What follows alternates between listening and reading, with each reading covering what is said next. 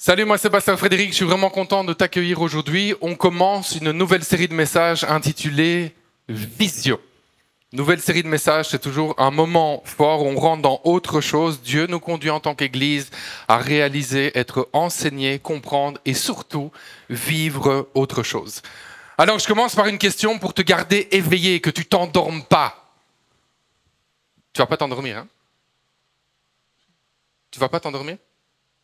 C'est bon.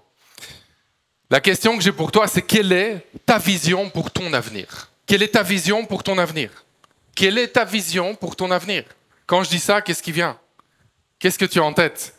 Avoir beaucoup d'argent. Avoue que l'argent est passé quelque part dans ta réflexion, n'est-ce pas? Ah, merci, nous avons un homme honnête, authentique. À l'église, on peut l'applaudir pour son authenticité. Il a osé le dire. Peut-être que toi, c'est réussir ta carrière. Peut-être que c'est le mariage, avoir des beaux enfants. Oh, ma vision, je vais avoir des beaux enfants. Peut-être que toi, c'est construire ta maison. Tu dis, moi, un jour, ma vision, c'est construire ma maison. Peut-être que toi, c'est voyager. Et moi, ma vision, c'est le voyage. Probablement que tu t'es dit une de ces choses, peut-être même toutes. Pourquoi? Parce que quand on mène l'enquête, ça a déjà été fait avant, et les réponses qui viennent, elles tournent toutes autour de ça. Bon, toutes ces choses, elles ne sont pas mauvaises en soi. On est d'accord? Se marier, avoir de l'argent, construire une maison, ce n'est pas mauvais. Mais il faut comprendre que cette vision est très limitée. C'est très limité. En fait, quand tu poursuis toutes ces choses et que c'est la seule vision que tu as pour ta vie, tu es en train d'avoir la vision de n'importe qui. Et pourtant, si tu as décidé de placer toute ta confiance en Jésus-Christ, tu n'es pas n'importe qui. Est-ce qu'on est d'accord avec ça? Tu n'es pas n'importe qui. Tu es fils, tu es fille de Dieu, appelé à te connecter à une vision supérieure pour ta vie.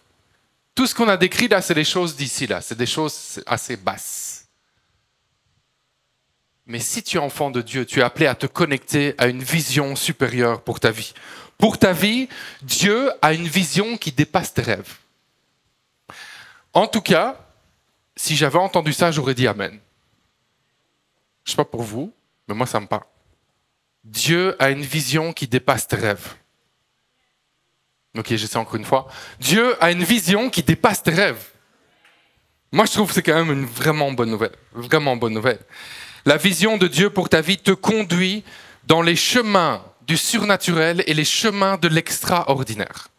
C'est là que tu vas quand tu suis la vision de Dieu, le surnaturel et l'extraordinaire. En fait, c'est le genre de vision que Dieu donne à Abraham, qui deviendra plus tard, bien sûr, Abraham, quand il dit dans Genèse 13, versets 14-15, « Lève les yeux, augmente ta vision, sors de ta petite vision, lève les yeux, que ta vision soit alignée avec le ciel. » C'est ça qu'il est en train de dire. Lève les yeux et regarde depuis l'endroit où tu es. L'endroit où tu es, c'est ta condition d'aujourd'hui. N'attends pas demain pour te connecter à la vision du ciel, parce que c'est aujourd'hui, dans l'endroit où tu es aujourd'hui, que Dieu t'appelle à te connecter et à lever tes yeux spirituels. Vers le nord, le sud, l'est et l'ouest, tout le pays que tu vois, je te le donnerai, à toi et à ta descendance pour toujours. Dieu appelle Abraham à lever les yeux, élever sa vision au-dessus de la vision naturelle, au-dessus de toutes les choses que tout le monde poursuit naturellement. Et aujourd'hui, Dieu veut faire exactement la même chose avec toi. C'est pareil. Il t'appelle à lever les yeux. Lève les yeux. Augmente l'altitude de ta vision. Ne regarde plus seulement à ce que tu peux faire par tes propres forces. Dieu t'appelle à voir plus haut, plus grand, plus loin. Et aujourd'hui, Dieu veut te connecter à la vision céleste qu'il a pour ta vie. Alors, est-ce qu'il y a quelqu'un ici qui est prêt à se connecter à la vision de Dieu? Si c'est le cas, fais du bruit, dis quelque chose. Je vois que tu es prêt. Ok, on va plonger dans la vision de Dieu pour ta vie. Premièrement, La vision de Dieu dépasse ta vision. La vision de Dieu dépasse ta vision. Parce qu'en fait, ta vision, elle est limitée par tes expériences, ta formation, tes peurs, et aussi par la raison et l'intelligence. Alors que la vision de Dieu est illimitée. La vision de Dieu n'est pas limitée par ta raison. La vision de Dieu n'est même pas raisonnable. Ce que Dieu nous demande de faire parfois n'est pas raisonnable. Pas raisonnable avec notre compréhension humaine. Mais la sagesse de Dieu est plus sage que toute autre chose. Et parfois, sa vision te demandera de faire des choses qui ont l'air complètement folles. Tu sais, quand tu places toute ta confiance en Jésus, tu ne peux plus courir après tout ce que tout le monde poursuit. Franchement, ça ne marche plus. C'est pas possible. Tu ne peux pas juste courir après l'argent, les positions, les titres, la gloire, le succès. Non, tu ne peux plus faire ça. Parce que si tu es enfant de Dieu, courir après toutes ces choses comme unique but de ta vie, c'est beaucoup trop bas. C'est beaucoup trop bas. En fait, tu passes tellement à côté de quelque chose. C'est beaucoup trop étroit comme vision. Quand tu suis Jésus, que tu mets en pratique la parole de Dieu, oui, la prospérité te rencontre. Donc là, je te mets à l'aise déjà directement. Donc si tu dis, ah non, moi j'ai besoin de la prospérité, t'inquiète pas, ça fait partie du package. Mais il y a beaucoup plus de ça. Beaucoup plus que ça. Donc tu ne cours plus après la prospérité, elle te rencontre. Mais la vision d'un disciple de Jésus n'est pas fixée sur les bénédictions. La vision d'un disciple de Jésus est fixée sur la réalisation de la vision de Dieu pour sa vie. Mais ça, c'est très important. La vision que Dieu a pour ta vie, c'est ça qui est important. Et si tu es disciple de Jésus, tu ne peux pas avoir ta vue, ton énergie, toutes tes journées tournées uniquement vers « je cherche la bénédiction ». Non. Tu cherches à vivre la vision de Dieu pour ta vie. Je vais aller plus loin. Je dirais que celui qui cherche juste la bénédiction n'est pas un disciple de Jésus. C'est aussi simple que ça.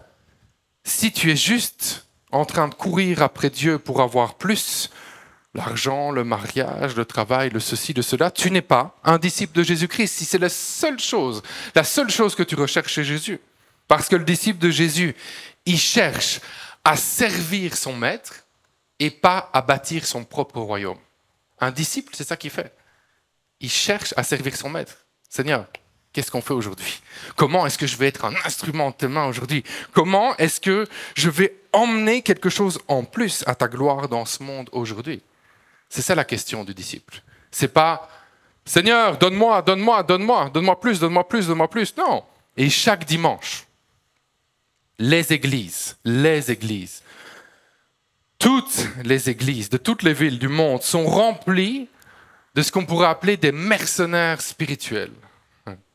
Les églises sont remplies de mercenaires spirituels qui cherchent juste à améliorer leurs conditions sans jamais se soucier de servir le maître. Juste venir à l'église pour améliorer sa condition. Voilà, moi je viens pour le travail. Moi je viens pour l'argent. Moi je viens pour le mariage. Ça, ce n'est pas une bonne démarche. Parce qu'en fait, c'est finalement venir tout arracher à Jésus. Tu viens coller Jésus pour tout lui arracher, mais tu es prêt à rien donner. C'est juste tout prendre, rien donner. C'est même, j'irai plus loin, venir chercher la bénédiction avec ce cœur-là, c'est la transformer en malédiction. Quand tu n'as pas le cœur du disciple et que tu viens juste chercher chez Jésus, que tu n'as pas le cœur du disciple, même les choses que tu viens chercher vont se transformer en malédiction. Par exemple, venir chercher l'argent. Et ensuite, quand tu l'obtiens, mais que tu n'es pas disciple de Jésus, tu vas gaspiller cet argent. Et cet argent, finalement, tu vas même le dépenser à la gloire de Satan, dans des vices, dans des bêtises, des choses qui vont t'amener encore plus loin de Jésus. Finalement. Ou alors, venir chercher le mariage. Mais si tu viens chercher le mariage et que tu n'as pas ce cœur de disciple, cet objectif de vivre la vision de Dieu pour ton mariage. La bénédiction du mariage sera vite transformée en malédiction de l'adultère. Rapidement. Ou alors venir chercher une position sociale. Seigneur, donne-moi ce poste, donne-moi ce statut. Si tu obtiens ces choses et que tu n'as pas le bon cœur, tu vas utiliser ce statut, ce poste pour dominer sur les autres. Et la bénédiction du travail ou de la position va se transformer en malédiction. Tu sais, la vision de Dieu pour ta vie, c'est pas juste te marier et gagner de l'argent, s'il te plaît, sors de là. C'est pas juste ça. Est-ce que franchement, tu te rends compte? Comme si Dieu, c'était la vision que j'ai pour toi, c'est tu vas te marier, tu vas avoir des enfants et tu auras de l'argent. C'est pas du tout limité à ça. Le plan de Dieu, c'est un plan qui est sur des générations et encore des générations. Et c'est un plan de réconciliation entre les hommes et les femmes et lui-même. C'est ça, en fait, le plan de Dieu. C'est un plan de réconciliation grâce au sacrifice de Jésus-Christ.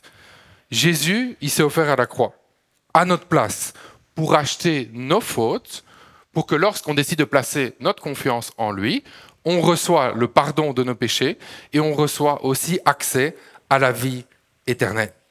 Et la vision de Dieu pour ta vie, c'est assez simple finalement. 3 choses très simples. Quelle est la vision de Dieu pour ta vie? Premièrement, que tu puisses être reconnecté avec lui en décidant d'accepter Jésus, en plaçant toute ta confiance en Jésus. Premièrement. Deuxièmement, que lorsque tu es de passage sur terre, tu puisses, par ta vie, faire en sorte que des gens acceptent Jésus. Que tu sois un ambassadeur, une ambassadrice, pendant que tu es sur terre. Et troisièmement, que tu prépares gentiment, mais déjà maintenant aujourd'hui, pour passer le bâton à d'autres, à la jeune génération. C'est ça en fait, la vision de Dieu pour ta vie. Être reconnecté à lui en acceptant Jésus, mener une vie qui fait que des gens se tournent vers Jésus et passer le bâton à la prochaine génération. C'est là que tu comprends que c'est un plan qui est sur des générations et encore des générations. Et tu as vu, j'ai dit, mener une vie qui conduit d'autres personnes à Jésus. J'ai dit mener une vie qui pousse d'autres personnes à accepter Jésus. J'ai pas dit avoir une étiquette religieuse. J'ai pas dit de dire moi je suis chrétien et de condamner tout le monde toute la journée. T'as vu lui, t'as vu elle, regarde, t'as vu la couleur de ses cheveux. De fils, elle irait en enfer avec une couleur de cheveux pareille. C'est tellement médiocre de dire ça, tellement bas, tellement petit, très petit ça. On n'est pas là pour condamner les autres. Nous-mêmes, on était condamnés par notre péché, on a été rachetés, pardonnés, libérés de la condamnation. Il n'y a plus de condamnation pour ceux qui sont en Jésus-Christ. S'il n'y a plus de condamnation contre ceux qui sont en Jésus-Christ, il faut arrêter que la condamnation sorte de nos bouches. Parce qu'il n'y a plus de condamnation pour ceux qui sont en Jésus-Christ. On ne va plus nous trouver dans la condamnation, on va nous trouver dans des vies à la gloire de Dieu qui poussent d'autres à suivre Jésus-Christ. Regarde à Abraham, Genèse 13:16. Je rendrai ta descendance aussi nombreuse que les grains de poussière de la terre. C'est là que tu vois que le plan de Dieu, il s'est réalisé sur des générations et encore des générations et encore des générations à travers la descendance d'Abraham. Et je dois te dire que beaucoup de chrétiens mènent des vies misérables. Beaucoup. Beaucoup de chrétiens sont malheureux. Beaucoup de chrétiens sont dans des états pas possibles. Ils sont mal. Pourquoi? Parce qu'ils ne comprennent pas ça. Ils ne comprennent pas en fait cette dimension éternelle. Ils veulent tout de suite pour eux-mêmes. Voilà. C'est juste à propos d'eux et ça se termine là. Voilà. J'ai accepté Jésus, j'attends la bénédiction, tout pour moi, rien pour les autres, et puis voilà, c'est tout. C'est ça le problème. Ils veulent en fait être les maîtres et utiliser Dieu comme l'outil de leur propre plaisir. Être le maître et utiliser Dieu comme l'outil. Dieu, donne-moi le mariage. Donne-moi le mariage. donne-moi le succès. Donne-moi le succès, donne-moi l'argent. Mais non, c'est pas comme ça que ça marche. Tu es l'outil, il est le maître. Tu es l'outil, il est le maître. La vision de Dieu pour ta vie est que tu sois l'outil entre ses mains pour que sa vision de réconciliation avec l'humanité s'accomplisse. C'est à ça que ta vie sert en tant qu'enfant de Dieu. Toute autre chose que tu vas poursuivre égale un échec cuisant et ça va te conduire à pas te sentir bien, à être malheureux parce que tu ne seras pas en train de vivre ce que Dieu avait prévu que tu vives. Deuxièmement, la vision de Dieu te fait vivre le surnaturel. La vision de Dieu te fait vivre le surnaturel. En fait, la vision de Dieu, elle vient allumer ta foi. Et quand tu vis avec une foi qui est allumée, quand tu te réveilles le matin, la pensée qui vient, c'est tout est possible. Tout est possible. Tout est possible. C'est quoi la première pensée que tu as le matin? Tu as eu quoi comme pensée ce matin? Est-ce que quand tu te réveilles le matin, tu as des pensées déjà de défaite?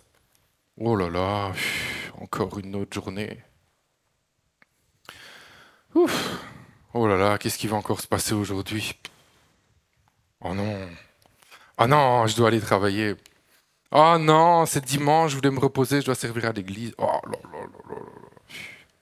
C'est quoi le genre de pensée que tu entretiens le matin? Dieu a prévu pour toi que tu puisses être connecté à sa vision pour te réveiller le matin en disant tout est possible. Tout est possible. En fait, chaque matin, c'est une nouvelle page blanche. J'aime le cycle d'ailleurs des journées. Parce que peu importe ce qui s'est passé hier, aujourd'hui, tadam, on remet tout à zéro, on recommence, c'est reparti. Page blanche, t'as vu? Même si t'as déconné hier, que t'as fait des trucs pas terribles ou qu'il t'est arrivé des catastrophes, aujourd'hui est un jour nouveau. Et tu le commences en disant tout est possible. Ton naturel doit être que l'impossible est en fait possible. Ça, c'est ton naturel, de dire ok, tout est possible. Retire le mot impossible de ton vocabulaire. Même en fait, tu peux t'exercer. Tu arrêtes de dire impossible. Ah oui, mais ça, c'est impossible. Tu dis pas ça. Parle même dans ton entourage, les gens qui sont proches de toi. Tu dis, dès que je vais dire que c'est impossible, tu vas me corriger, tu vas me dire, c'est pas vrai. C'est pas vrai, c'est pas vrai. Marc 9, 23, Jésus a dit, tout est possible à celui qui croit. Ah, alors Alors tout est possible à celui qui croit. Très concrètement, ça veut dire quoi? Ça veut dire que tu peux changer. Tu peux changer. Peu importe les mauvais comportements, peu importe la durée, tu peux changer. Tu peux changer. C'est pas vrai que tu peux pas changer. C'est quoi ça? Ce sont des mensonges, ça. Tout est possible à celui qui croit. J'aime parfois, dans la parole de Dieu, qu'on puisse être très direct aussi dans notre compréhension. Arrêtons de chercher des révélations tellement compliquées qu'on n'est même pas sûr de les comprendre. Par contre, quand Jésus dit « tout est possible à celui qui croit », on dit « ouais, je suis pas sûr ». Mais c'est qui parle? C'est Jésus. Jésus est Dieu, il te dit « tout est possible » et puis toi tu vas dire quoi? Ouais, mais non, je suis pas sûr. Par contre, la grosse révélation où toi-même tu comprends rien, limite tu vas dire que tu es convaincu. Hein? Donc on va arrêter ça, on va revenir à ce que Jésus a dit, et s'il dit que tout est possible, ça veut dire que toi tu peux changer. Okay? Peu importe dans quoi tu es pris, peu importe ce que tu fais, peu importe les mauvais comportements, peu importe ce qu'on a pu te faire aussi, peu importe les blessures du passé, tu peux changer, tu peux guérir, tu peux changer de comportement, même si tu étais dans des vices dégueulasses. Moi j'y étais, et j'ai changé. Ah, mais c'est normal, c'est le pasteur. Rien à voir, rien à voir. Moi, je suis un être humain comme les autres, ok? C'est pas une histoire de titre, là, ici. C'est juste que tu y crois. Tu peux changer. Ça veut dire aussi que ta famille peut changer. Oui, c'est pas facile. Déjà, on a dit changer nous-mêmes. Mais alors là, la famille. Qui est une famille compliquée? Non, c'est bon. Lève pas la main. Parce que si on est honnête, on va tous lever la main. Tout le monde va lever la main, c'est clair. Puis ceux qui vont pas lever la main, c'est qu'ils vont se dire ouais, mais sûrement il y a quelqu'un qui prend une photo, une vidéo, je veux pas de problème. Non. Mais tu sais quoi? Ta famille peut changer. Ah ouais, non, pasteur, si vous saviez, ma famille, si vous saviez seulement. Mais Jésus a dit tout est possible à celui qui croit. Donc, ne venons pas nous-mêmes annuler la parole de Dieu par notre incrédulité.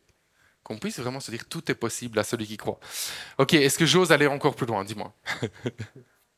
Est-ce que j'ose dire encore quelque chose de plus fou? Ok, j'ai dit que tu peux changer, j'ai dit que ta famille peut changer. Mais ton pays peut changer aussi. Ah! Ah! Ton pays peut changer aussi. On rigole, mais oui. Jésus a dit, tout est possible à celui qui croit. Pourquoi est-ce que le changement est possible? Parce que Dieu, le Saint-Esprit, vit en toi.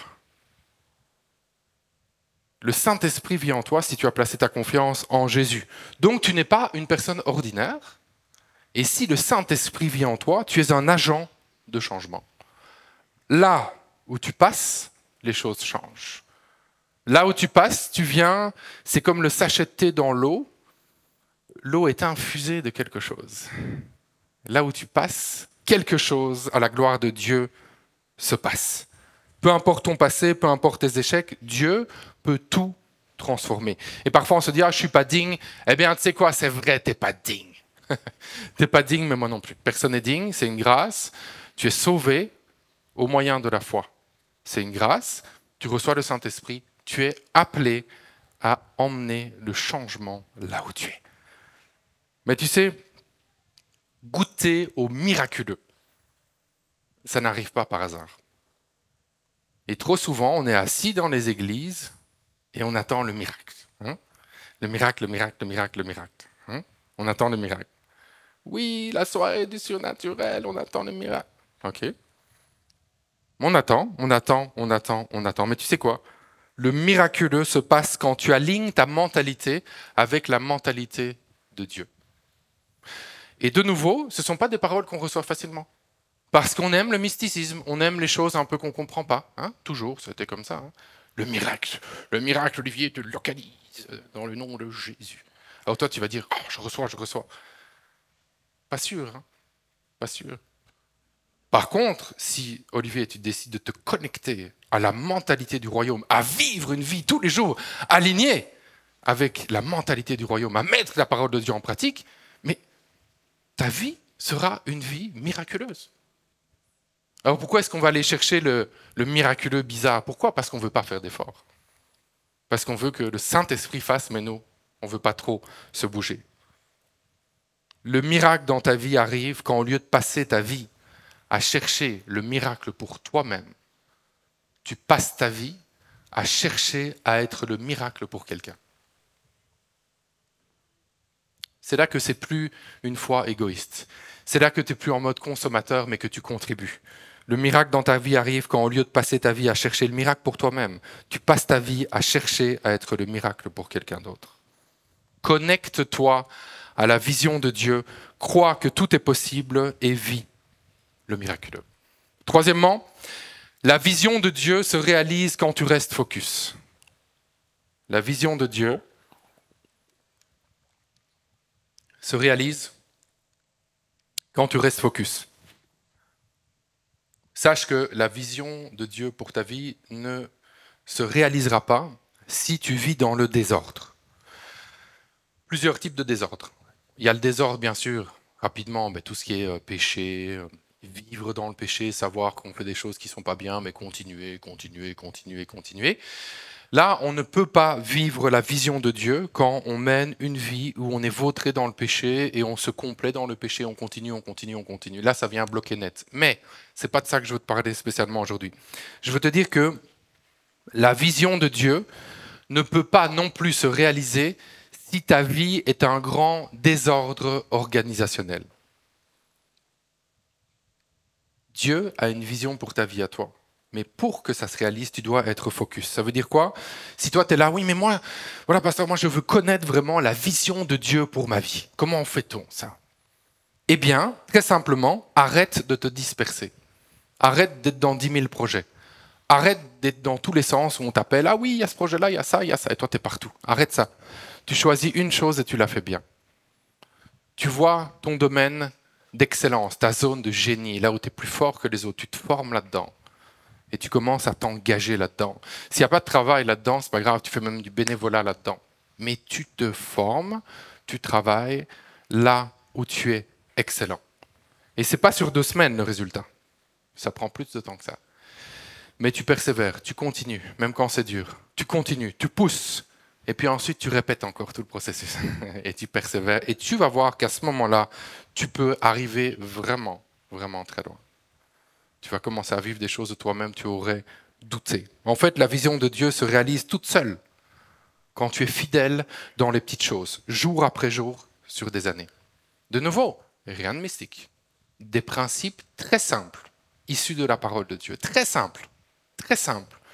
Luc 16, 10, celui qui est fidèle dans les petites choses est aussi fidèle dans les grandes. Et Dieu regarde. Es-tu fidèle dans les petites choses? Ça ne sert à rien de chercher les grandes choses si tu n'es pas fidèle dans les petites. Dieu ne les donnera pas. Tu sais, le quotidien de quelqu'un qui marche dans la vision de Dieu n'est pas impressionnant. Et ça, c'est un problème aussi pour nous, parce que nous, on aime les choses impressionnantes. Hein? Qu'est-ce qu'il aime, l'homme? Ce qui frappe aux yeux. L'Éternel regarde où? Au cœur. Donc le quotidien de quelqu'un qui marche dans la vision de Dieu n'est pas impressionnant. Mais peut-être que toi, toute la semaine, tu cours après avoir la vie impressionnante. Mais à ce moment-là, déjà, c'est incompatible. Tu ne vivras pas la vision de Dieu. Le quotidien de quelqu'un qui marche dans la vision de Dieu n'est pas impressionnant. Pourquoi c'est pas impressionnant? Parce que c'est juste rempli d'une succession de décisions toutes petites à la gloire de Dieu. Exemple. C'est quelqu'un qui se réveille. Sa première pensée, c'est oh, merci Seigneur, une nouvelle journée. Voilà. Je n'ai pas dit d'intercession pendant 3 heures, spécialement. Oui, tu peux le faire, c'est bien. Juste être reconnaissant pour cette nouvelle journée. Merci Seigneur pour la journée. Ok, go, on est parti, je vais être ton instrument aujourd'hui. Après, tu es sur la route, puis il y a quelqu'un qui a vraiment un mauvais comportement sur la route. Bah, au lieu de l'insulter, bah, c'est bon. Tu économises ton énergie et tu te dis qu'il soit béni cet homme-là. Après, tu arrives au travail. Et là, il y a quelqu'un qui te parle un peu durement, qui te dit quelque chose. Au lieu de riposter, ouais, tu te prends pour qui? Et toi, directement, tu pars dans les tours, puis ça va plus, tu perds déjà ton self-control. Tu vas juste, ok, c'est bon, je continue, j'avance, et tu manifestes la grâce. C'est en fait plein de petites décisions en nos journées. Hein. On l'a vu il y a quelques semaines, on a dit il y a plus que 30 000 décisions qu'on doit prendre tous les jours. Mais tu vas commencer à prendre la bonne décision, mais chaque fois une petite décision. Et les gens qui vivent la vision de Dieu n'ont pas des vies qui sont extraordinaires au quotidien, mais ce sont des vies marquées par une chose, c'est la fidélité. La fidélité. Fais avec excellence, même ce que les autres méprisent. C'est là que va se révéler la vraie fidélité. Donc vivre la vision de Dieu demande de la fidélité et pas des questionnements permanents. Parce qu'il y a des spécialistes aussi. Une vie à l'arrêt, mais le problème c'est que vous savez, la vie ça passe vite. Ça passe vraiment vite. Regarde même 10 ans en arrière. Pense à un événement d'il y a environ 10 ans. Tu vas dire, c'est comme hier, hein. Ça passe tellement vite. La vie, ça passe vite. Il faut arrêter de se poser 10 000 questions et de ne rien faire. Il faut même arrêter de dire « Ah, je prie, j'attends, je prie, j'attends, je prie, j'attends ». Avant de prendre des décisions importantes, on prie toujours. Mais le problème, c'est si ça fait 5 ans que tu attends. Et tu es là sur ta chaise. Oui, j'attends la vision de Dieu.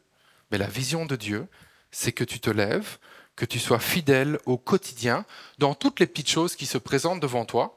Tu te formes, tu pousses, tu persévères dans les domaines où tu es bon, et tu vas en fait automatiquement marcher dans la vision de Dieu pour ta vie.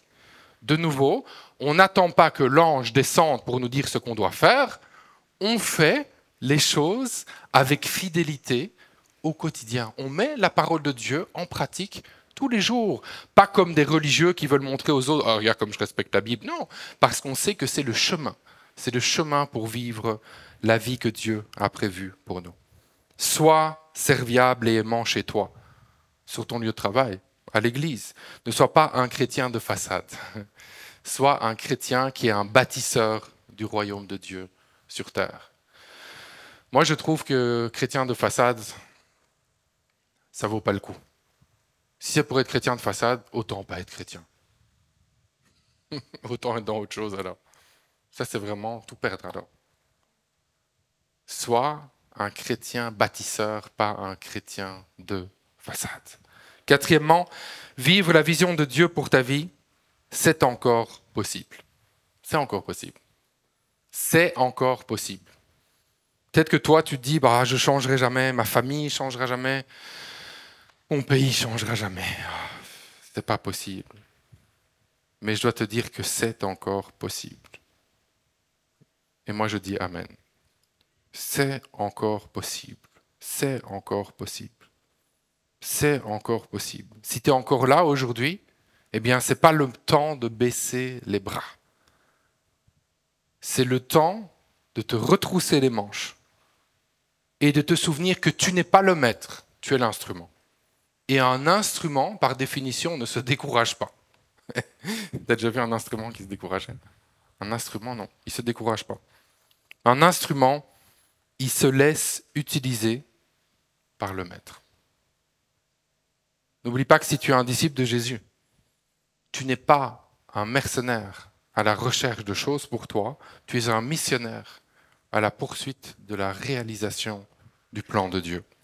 Philippiens 4,13, je puis tout par celui qui me fortifie. Quand j'ai dit que tout était encore possible, je puis tout par celui qui me fortifie. Un verset très connu dans un contexte un peu moins connu. Qui parle ici, c'est l'apôtre Paul. À quel moment il est en prison? Et il est en prison pourquoi? Parce qu'il avait braqué une banque. Est-ce que c'était pour ça? Qui a dit oui? À ce moment-là, l'apôtre Paul est en prison parce qu'il a proclamé l'évangile. Il est en prison parce qu'il a proclamé l'évangile. Parfois, tu souffres très fort parce que tu fais des mauvaises choses. Mais parfois, tu souffres encore plus parce que tu fais la bonne chose. Que cette parole puisse te rencontrer, toi qui fais la bonne chose.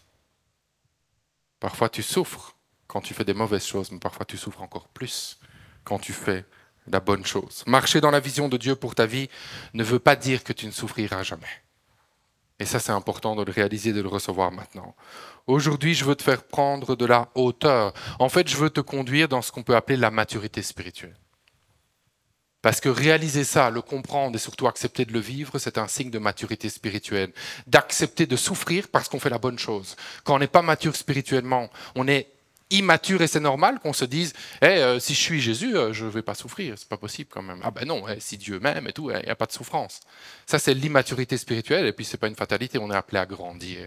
Et je prie qu'aujourd'hui, tu puisses grandir. Je prie pour de la maturité spirituelle, que tu puisses recevoir cette parole. La souffrance temporaire dans ce monde, parce qu'on fait la volonté de Dieu, est en fait un honneur pour nous les chrétiens. C'est dur, hein?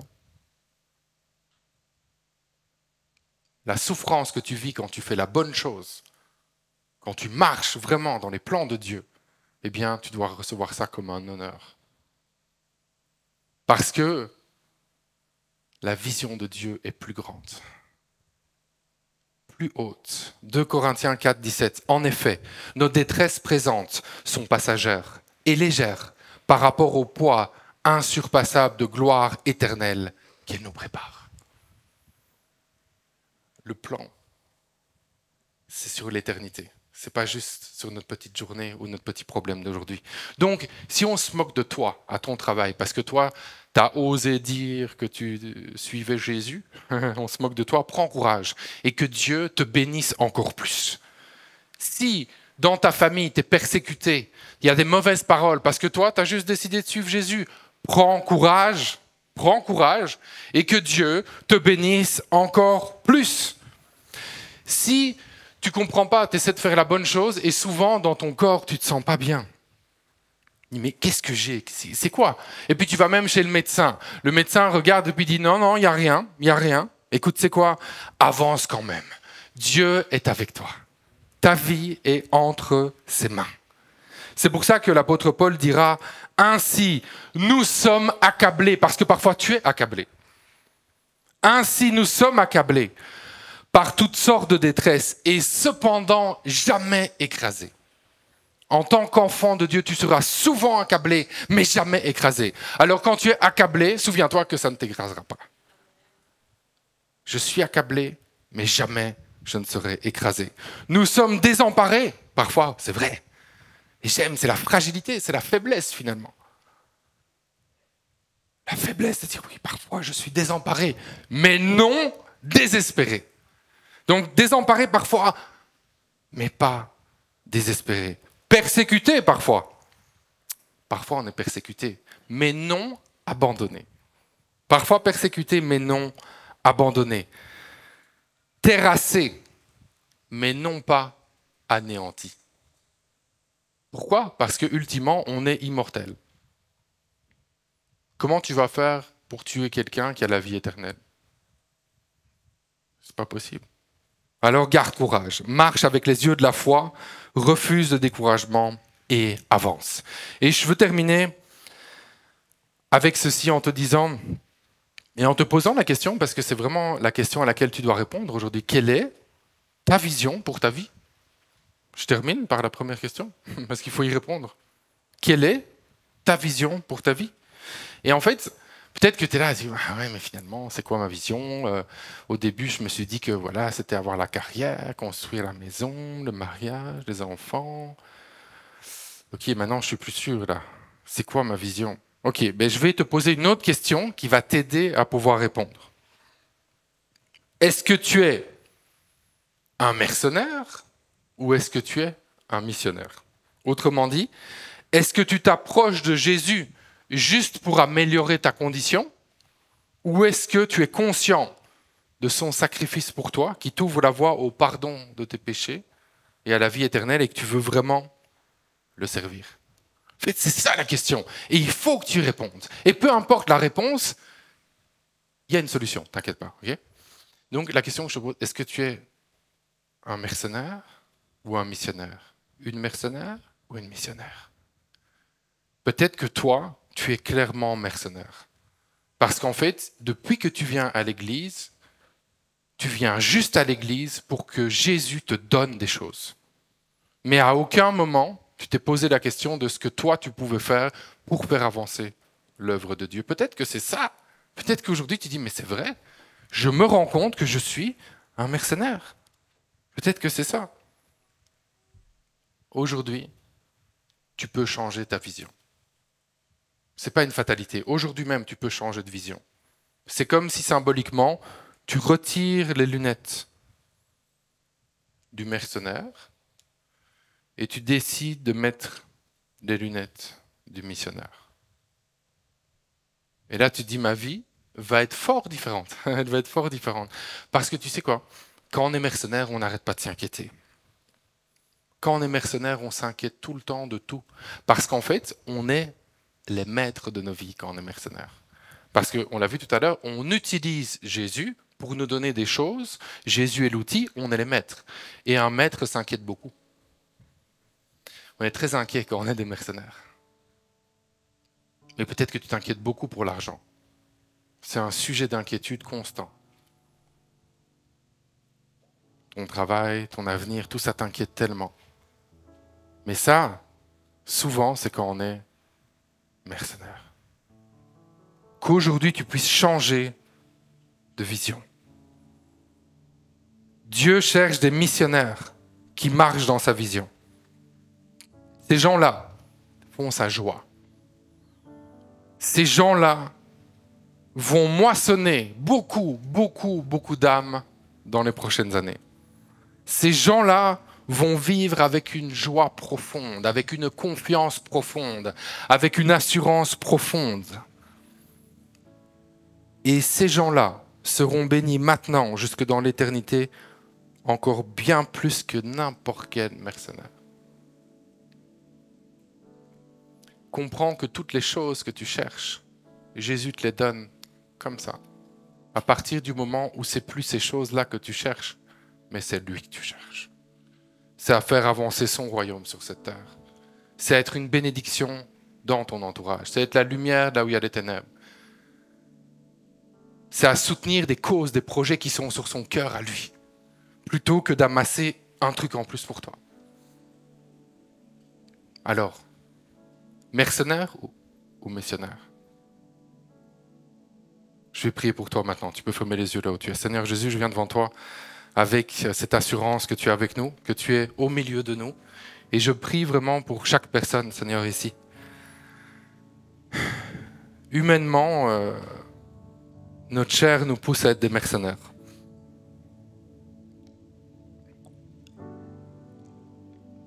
Notre chair nous pousse à vouloir bâtir notre royaume. Notre chair nous pousse à être les dirigeants de nos vies. À vouloir t'utiliser pour être béni. Seigneur, alors qu'on rentre dans une saison nouvelle pour l'Église, avec cette série Vision, je prie pour un changement de vision.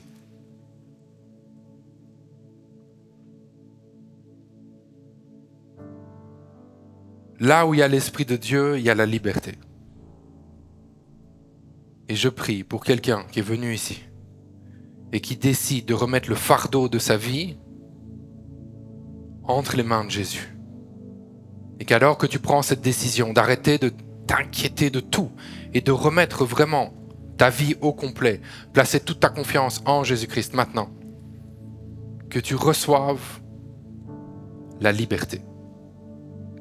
Seigneur, je prie pour quelqu'un qui est ici, qui reçoit la liberté. Tu étais enchaîné par l'inquiétude.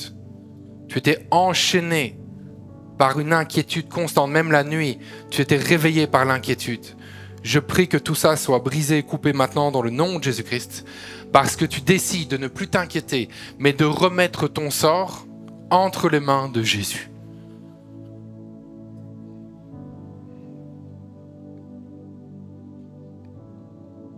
Et toute l'énergie que tu mettais à t'inquiéter, tu vas la mettre maintenant à vivre pour Jésus. À être un missionnaire sur cette terre. À être la personne qui va manifester l'amour de Dieu, qui va tout simplement mettre la parole de Dieu en pratique. Tu vas être authentique avec les autres, aimant. Tu vas pas être dans la condamnation, pas dans le jugement. Juste aimer les gens. Et la paix que tu portes va emmener d'autres personnes à suivre Jésus. Et la joie que tu portes va emmener d'autres personnes à suivre Jésus.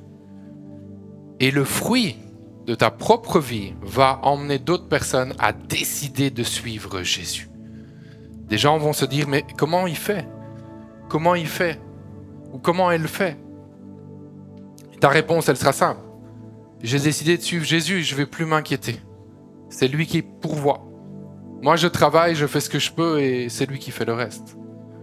Seigneur, je prie qu'on soit une église avec une vision renouvelée. Une église de missionnaires, pas de mercenaires. Une église qui ose en fait sauter dans le vide en disant « Ouais, moi je saute dans le vide, allez, ok, je fais confiance à Jésus. Peu importe ce qui se passe, je fais confiance à Jésus. Peu importe la nouvelle que j'ai pu apprendre, je fais confiance à Jésus. Peu importe comment je me sens dans mon corps, je fais confiance à Jésus.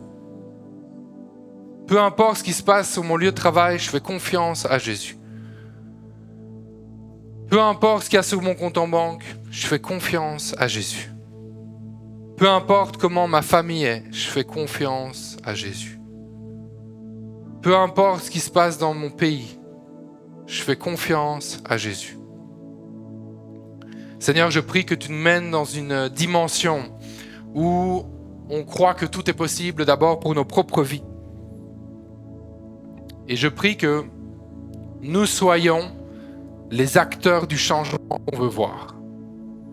Ce que tu veux voir dans ta propre vie, vis-le. Tout simplement. Ce que tu veux voir dans ta propre vie, vis-le. Le changement que tu veux voir dans ta famille, incarne-le.